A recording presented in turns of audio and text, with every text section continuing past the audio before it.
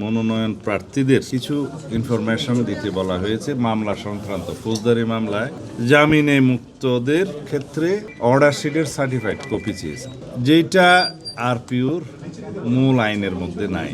আরপিওর মূল আইনের মধ্যে আছে শুধু মামলার বিষয়ে তথ্য দেওয়া। এখানে জামিননামার অর্ডার শিটের কোনো সার্টিফাইড কপি দিতে হবে এরকম কোনো বিধান নাই। তাছাড়া আপনারা সবাই জানেন যে বিগত ফ্যাসিবাদী আমলের সময় আমাদের অধিকাংশ প্রার্থীদের ক্ষেত্রে যারা মনোনয়ন পেয়েছে এবং সাধারণ জনগণের বিরুদ্ধেও সাংবাদিকদের বিরুদ্ধেও আছে কয়েকশো করে গায়েবী মামলা আছে। সেই মামলাগুলোর হদিশই আমরা এখনো করতে পারিনি অনেকগুলো মামলা।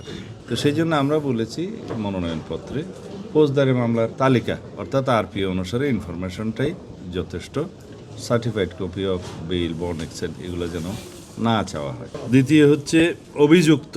এখানে অভিযুক্তের ক্ষেত্রে বলা আছে কিছু বিধান আছে, যদি অভিযুক্ত হয় মনোনয়নপত্রে চাওয়া হয়েছে যে আমি কখনো ফৌজদারি মামলায় অভিযুক্ত হইনি, যদি সঠিক হয় হ্যাঁ বলবেন, আর যদি বেঠিক হয় না বলবেন। তো যেখানে আমরা তথ্য দিচ্ছি মামলার, সে সমস্ত মামলায় অভিযুক্ত যদি শব্দটা প্রযোজ্য হয় তাহলে সেই অভিযুক্ত শব্দটা আইনের ভাষায় হচ্ছে framing of the charge by the court. এই শব্দটা আছে যে আদালত কর্তৃক অভিযোগ গঠনের ক্ষেত্রে অর্থে সেটা যেন গণ্য করা হয়।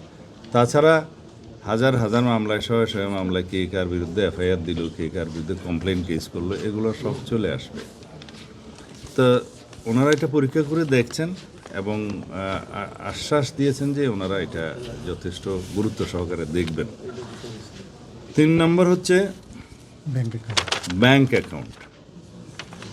বলা হয়েছে প্রার্থী অথবা এজেন্ট, নির্বাচনী এজেন্ট ব্যয় নির্বাহের ক্ষেত্রে একটা ব্যাংক অ্যাকাউন্ট খুলতে হবে।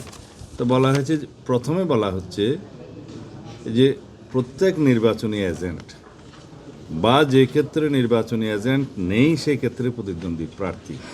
তো এটা একটু উল্টিয়ে লিখলে ভালো হয়। সেটা আমরা বলেছি যে প্রথমে একজন প্রার্থী নির্বাচনী চিফ এজেন্ট অথবা এজেন্ট নিয়োগের বিষয়টি আসবে যখন মার্কাটা দেয়া হবে, সেটা জানুয়ারির 20 তারিখ 21 তারিখের দিকে আসবে।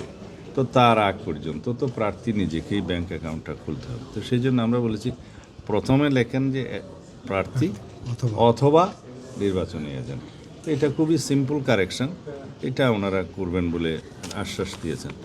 তো এই কয়েকটি বিষয় নিয়ে আমরা দৃষ্টি আকর্ষণ করার জন্য, এবং যেহেতু সময়টা খুব কম, ইতিমধ্যে 29 তারিখে শেষ দিন, মনোনয়নপত্র জমা দিতে হবে, একটু দ্রুততার সাথে এই বিষয়টা স্পষ্টীকরণের জন্য আমরা ওনাদেরকে অনুরোধ করেছি।